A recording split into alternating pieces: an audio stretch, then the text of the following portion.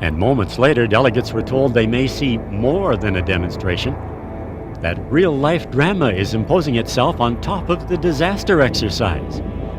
Emergency managers faced a double challenge. Modeled on the tornado, the demonstration even had to cope with the same kind of weather. It all looks too real. This will test the skills of emergency workers. Let's get some help here, people. Wounds are quickly assessed, and the injured given triage tags assigning a priority for treatment. But before the casualties can be evacuated to hospital, it's discovered the tanker that overturned in the collision is leaking some of its cargo, 6,000 liters of toluene. A city information officer tells media at the scene, Toluene is highly toxic. It's also highly explosive. So the fire crews are currently hosing down the vehicle right now to prevent it from to prevent any potential explosions. Now, toluene can be ingested through inhalation, so we do have a concern about people that are here on the scene.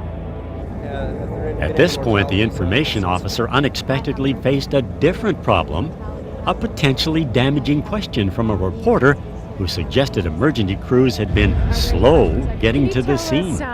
Why it took so long for crews to get here? We were here, watched a crew come and go. They had to go find a line, had to go find a hydrant so that they could string a line and actually begin taking care of the toluene leak, because that could have been a danger to the patients, and taking care of the patients was their first concern.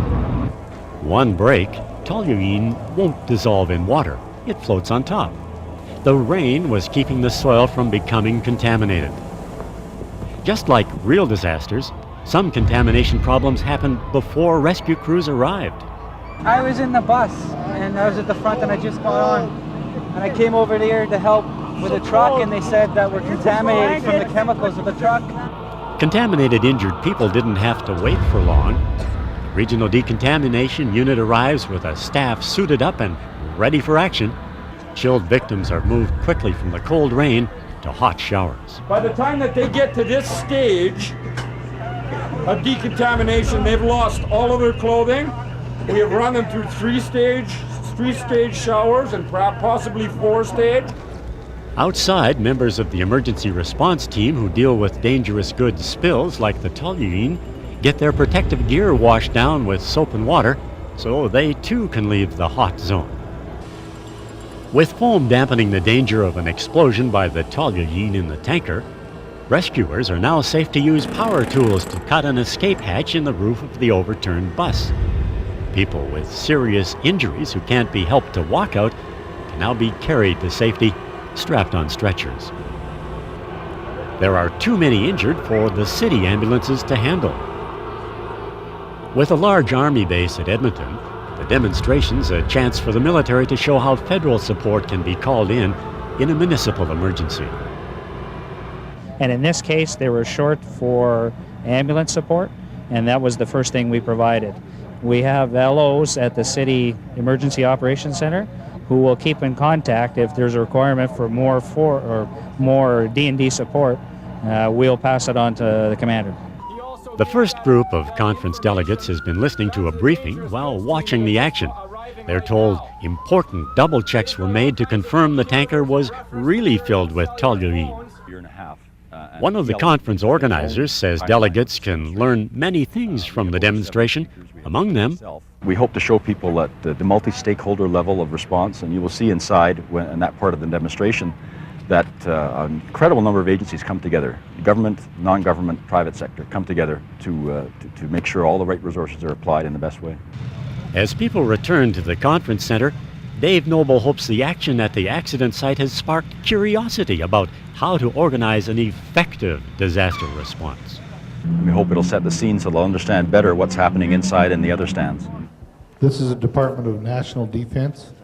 We will provide the resources immediately and have them... This is the Nerve Center for Disaster Response Management, the Emergency Operations Center, or EOC. The top managers from all emergency response departments, such as police, fire, ambulance, and communications, are joined by medical and utility managers and people from private utilities and major pipelines or manufacturing operations. The man in charge of disaster operations during the 1987 tornado tells delegates this cooperative effort is the most effective way to manage response to a disaster. Political considerations and liaisons with other government bodies can be discussed and worked out. News media requests can be organized and considered so as to present timely and effective releases to the public. The big decisions seem exciting, but Wilson tells the delegates that missing even a minor, mundane detail can hamstring the operation of an emergency operations center before it even gets going. Among other details, all calls and orders to dispatch rescue equipment and other services are written down and marked with the time it happened. These are then filed with the person charged with keeping a log of all activities in the EOC. The log is essential to tracking what's happening, where help is needed, and where the people and equipment are to do the job. Every few minutes, the manager of disaster services calls the other managers together for an update. Yeah, we have a dangerous goods incident with mass casualties on Grierson Hill Road. Fire, rescue, and EMS crews are responding.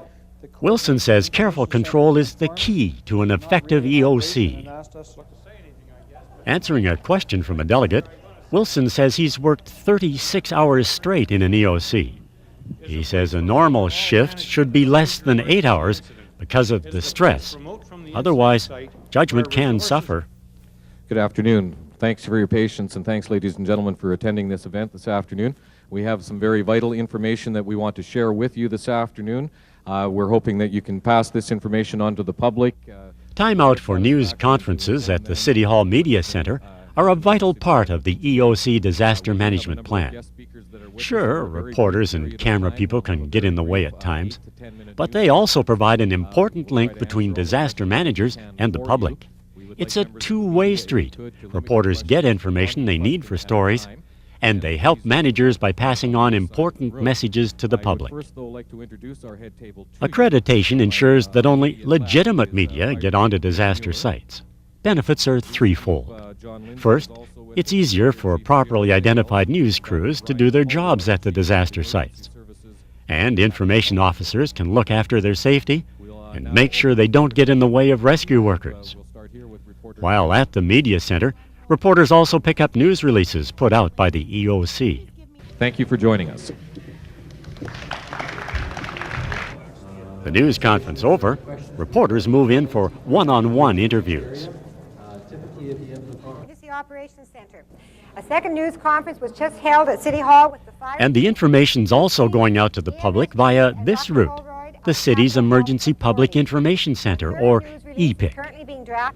The phones in the Emergency Public Information Center are a two-way tool. Callers asking for help also provide reports of new problem areas, which are quickly forwarded to the Emergency Operations Center.